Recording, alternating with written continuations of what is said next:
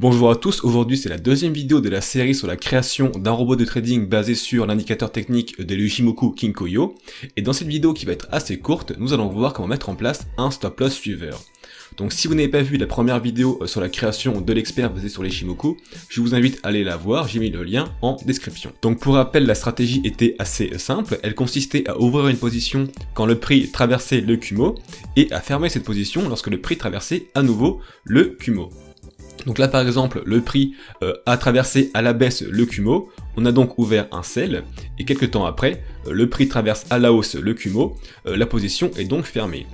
On voit que la position a généré un profit, c'est une bonne chose, mais si on regarde plus précisément le graphique, eh bien on voit que le prix est tombé beaucoup plus bas que le prix de fermeture, et qu'on aurait pu gagner encore plus d'argent. Donc pour cette stratégie qui est une stratégie de tendance, je vais mettre en place un stop loss suiveur.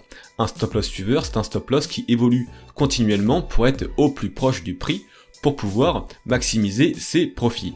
Attention, le stop loss suiveur ne doit pas être trop près du prix, sinon il risquerait de fermer la position, alors que celle-ci aurait pu gagner encore plus d'argent.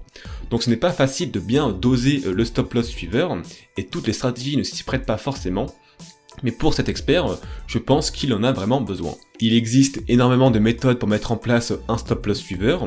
Dans cette vidéo, je vais utiliser une méthode qui est très simple, mais qui fonctionne très bien, qui consiste à placer le stop loss au niveau des prix les plus hauts pour les sells et les plus bas pour les buys, des N dernières bougies.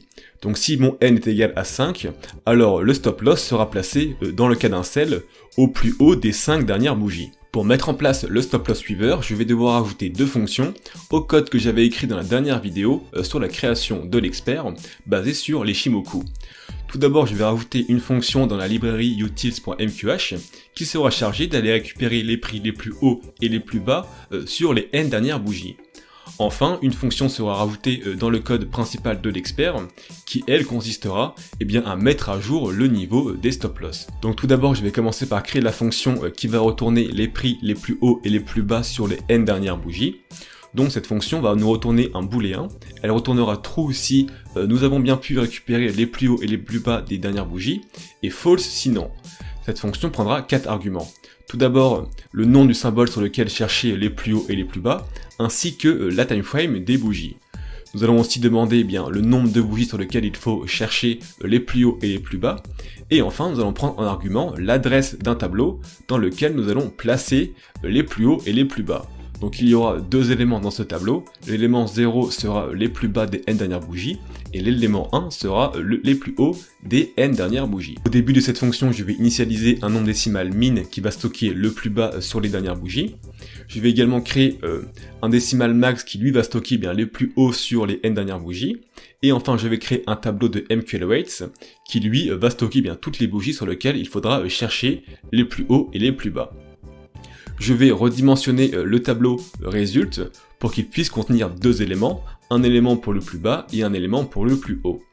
Enfin, je vais définir le tableau weights comme une série temporelle classée par ordre décroissant du temps. Donc comme ça, l'élément 0 du tableau weights sera la bougie la plus récente. Grâce à la fonction copyWeights, je vais charger mon tableau de MQL-Weights avec toutes les bougies dont j'aurai besoin.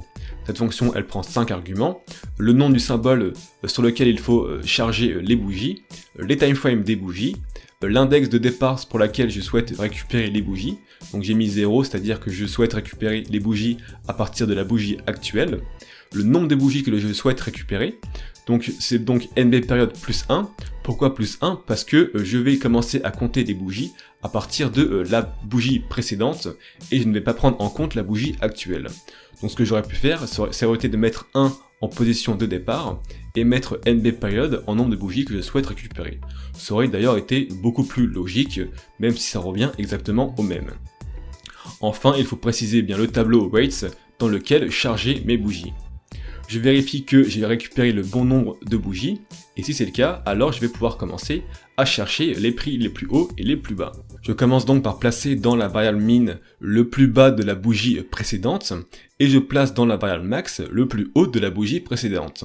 Pour chaque bougie, je vais regarder si le prix le plus bas est inférieur au minimum, alors je mets à jour le minimum avec le prix le plus bas, et si le prix le plus haut est supérieur au maximum, alors je mets à jour le prix maximum.